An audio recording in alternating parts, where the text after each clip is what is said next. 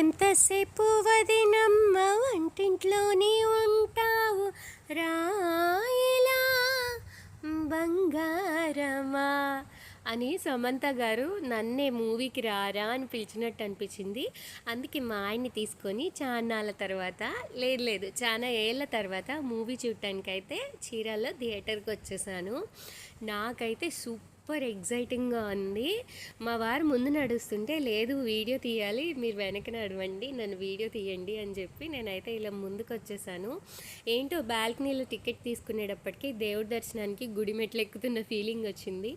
మొత్తానికి మా సీట్స్ అయితే చూసుకొని మేము కూర్చునేటప్పటికి మూవీ కూడా స్టార్ట్ అయిపోయింది. చాలా మూవీస్ తర్వాత టైటిల్స్ పడకముందే థియేటర్కి రావడం కూడా ఇదే మొదటిసారి. ముఖేష్ ఆటలతో బోర్ కొట్టేసిన తర్వాత ఈ మూవీలో అయితే ఇలా ఈ బాపు బొమ్మలు రావడం నాకు చాలా బాగా అనిపించింది. అందుకే వీడియో తీసి పెట్టుకున్నాను. ఇంతకీ నేను వీడియో పోస్ట్ చేసే టైంకే మీలో ఎంతమంది ఈ మూవీ చూసారో కమెంట్ చేయడం అయితే అస్సలు మర్చిపోవద్దు. ఈ టైంలో ఈ మూవీ చూడటం నాకైతే చాలా హ్యాపీగా అనిపించింది. హీరోయిన్ ఓరియంటెడ్ మూవీ కాబట్టి నా ఎనర్జీ బూస్ట్ అవ్వడానికి కూడా పనికొస్తుంది అనిపించింది. మొత్తానికి సమంత గారి ఎంట్రీ అయిపోయింది. నేను చక్కగా మూవీ బాగా ఎంజాయ్ చేసి ఇంటికి వెళ్ళి రెస్ట్ తీసుకోవడం కూడా అయిపోయింది.